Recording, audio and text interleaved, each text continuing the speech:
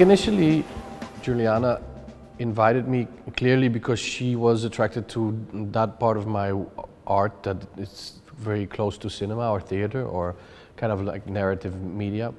There's actually such a thing in cinema as the mood shot. You know, the most famous mood shot is of course like the thunder, you know, when evil is going to arrive. But there's also, you know, looking through a keyhole of a door, or you know, observing things from a more like voyeuristic point of view. So all these things are to indicate certain moods, and they actually precast, you know, what's going to happen in the movie.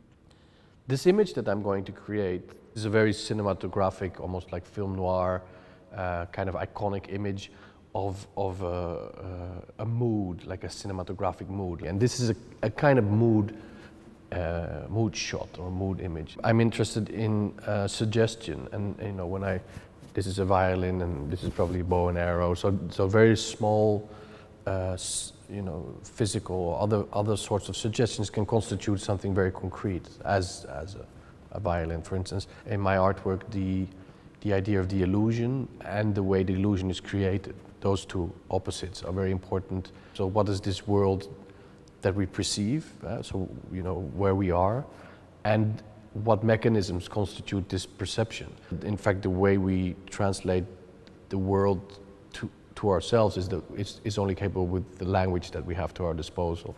You're actually dealing with two sides of that language, you know, the representation of it and the way it's created.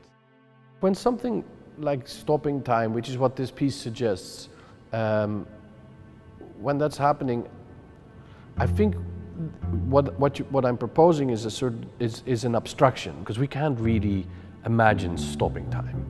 These abstractions in life define how we relate to the world when things happen in life, you know, happy things and things that make you sad. It sort of enables people to imagine things, or be able to imagine things that maybe they hadn't been able to imagine before. One of the first things I read as you know, in my 19 or 18, was this German philosopher called Arthur Schopenhauer. One of his phrases is, the world is what we desire and imagine.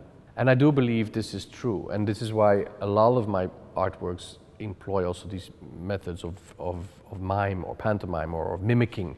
We communicate through language, and art is a language, but it's a body language, it's a visual language, it's a cultural language, it's all these different forms of language coming together. And it's one of the strongest forces to develop or innovate language. And if any, you know, phenomenon enhances and innovates language, then that's the good thing, right? Maybe we get to understand each other a bit better.